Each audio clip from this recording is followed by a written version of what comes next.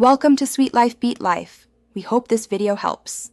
You start by confirming which side is dead and why that matters. One silent side often points to connection or software.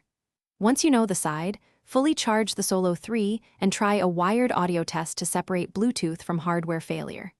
Next, perform a factory reset by holding power 10 seconds until LEDs blink. This clears pairing glitches. If sound returns after reset, make sure to repair cleanly and retest both sides before. You should now inspect the hardware. Carefully remove the ear cushion and plastic cover to expose the speaker and its connector. Make sure to keep screws and parts organized.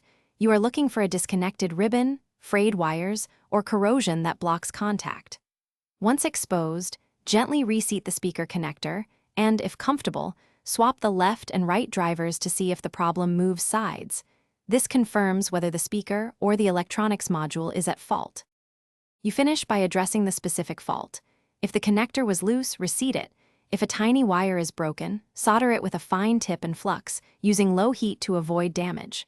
Once reassembled, test first wired then Bluetooth playback to ensure persistent success.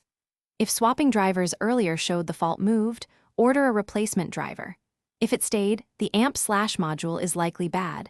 Document your tests and contact Beats support or a qualified repairer. Troubleshooting tip: test with a different audio source and cable to rule out source issues.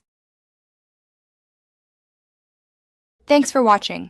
Consider subscribing if we helped you.